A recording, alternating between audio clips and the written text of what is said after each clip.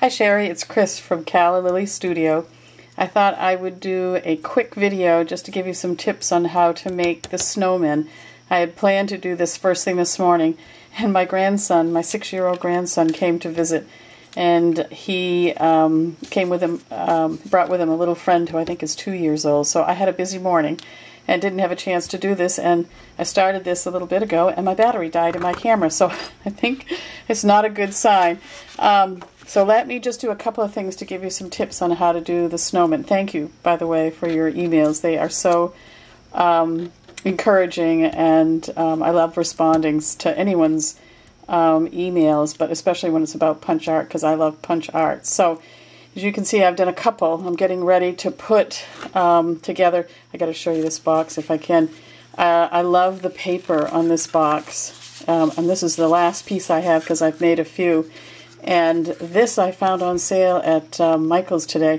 I don't know if you can see the shine on it, but I thought the snowmen would look good in here, so I'm going to use this box for the snowman that I make here tonight. So here's the hat. We'll start with the hat. This is the tag punch. It's actually Stampin' Up! Small tag punch. I know they have two sizes, but this one is the small size. And I forget what they call this thing. I call it a slot, but I don't think that's the name of it. I know there's another name and I can't think of it. And so I cut these both out in black. And then I just take a little bit of glue and I run it from that corner there right across. And before I put it on, I have some silver ink. I think it's Encore. Encore is what it's called. And anything that I want to add a little bit of age to, I just add it because it makes the brim of the hat stand out a little bit more when you put a little silver. I don't know if another, okay, that's not going to work. I don't know if another color would do the same thing, but silver seems to add a little bit of detail, so that sticks. Then what I do is I cut off, I don't know if you can see that this little piece, I just cut it off.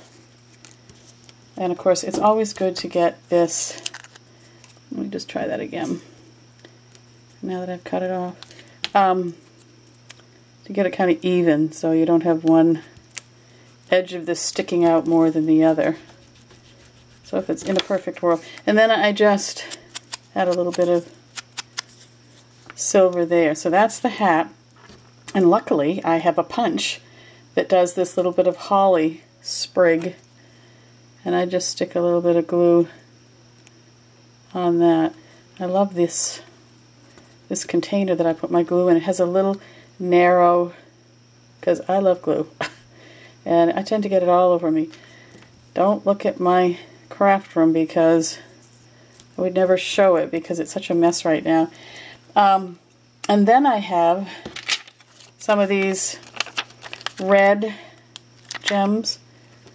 I just put them on anywhere here to add a little brightness. And so that's pretty much your hat. As far as the snowman, I use, it really depends on how big you want your snowman to be. I use one size for the head and then always the next size up, something bigger for the body.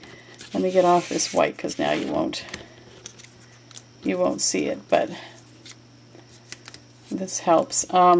So I put a little bit of glue along the top of the snowman and stick my hat on. I hope you can see that. And then it's just really a matter of adding the pieces. Again, the eyes I tend to keep closer together, and boy, you want to not put a lot of glue. I use my X-Acto knife to pick up the eyes, and this is a Stampin' Up! Punch as well. And then I kind of just press them down. The eyes are that, and I want to call that punch, if I could find it, a pigtail punch. But I'm not sure that's what it's called, but that's what I use for the eyes. So there's that. For the nose, I take the smallest star punch from Stampin' Up! I really use a lot of Stampin' Up! Stuff, I guess. And it's just one whatever I call it, branch of that. And see, I got a little bit I got to cut off here. Boop, boop. All right, and that's the nose. But before I put the nose on, I take my oval punch. On a good day, I already have this filled. Oh, here it is. I take the oval punch, the smallest oval punch, and make myself. I want that. Oh, you know what?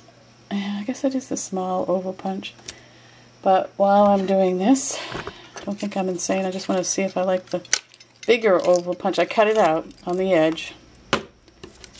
Yeah, I think I want the bigger oval punch. I'm sorry, I said smaller, but I want the larger one. To give myself a template to make the smile. So, I don't want it too close to the edge. I don't go all the way up, but I can't hand draw anything. So that's how I get the smile, right there. And at the end of that smile, if you can see this, I hope it's close enough. Let me get a little closer, see. I put a dab of glue, and I do mean not too big. Oop, too big maybe. And that's where I put the hearts, and I just aim it toward the smile. And I like to do that first before I put the nose on, in case the nose is in the way of the hearts. So you never know. I put that that nose on last. So again, a little bit of glue. Not too much, and you can use your X-Acto knife too, because this is a small nose. Just pick it up and set it down. And that, whoops, and that is pretty much how I do my snowman. Now, I'll do a quick thing on the scarf. You can see I like the way this scarf came out. And that is done. Pick up a nice piece of printed material, something that might look like a scarf, and I cut away just a little. You can see in there.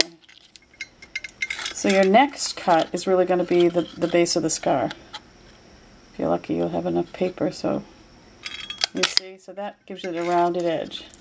And you can glue this snowman on top of the scarf, or you can do like I did here. If you have enough chin room, you can glue it on top of the snowman, so on top or under. But for the scarf leaves, I just go in after I've cut that and tilt it at an angle. So you're not going straight like this, you're tilting it at an angle to make it look like, you know, the ties of a, I've got one here. Shoot, I need another piece of paper. Hold on. Here we go. And then, see, I'll cut it away because you want to give it a little bit of, and then you kind of angle it. And how thick you want it is how deep. See how you angle it? You're not going straight, you're going to angle it. And that gives you your scarf. I do take, for the scarf, I'm all thumbs. I edge it a little bit again to close up the white lines of the paper. The core of the paper, I guess, shows on the edges, but it also gives the scarf a little more depth, I think, if you do it this way. And then you just put it together.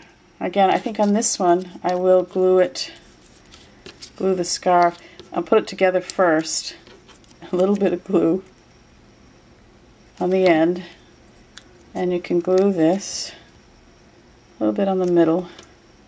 And the other piece you could put underneath. It's how much, or you could go like this. Let's go like that. Have it go down straight. So I want to do that underneath. A little bit on the end. Put it underneath. And then your snowman head, you can glue just right on top of that. So I'll just put a little bit of glue. Hopefully you can see this, Sherry. Right there. And put your snowman head right there. For that, along with his body, then you can go here. A little bit of glue at the top. Enough to hold it. And you glue them. So you could leave it this size. You could leave it just like that. But because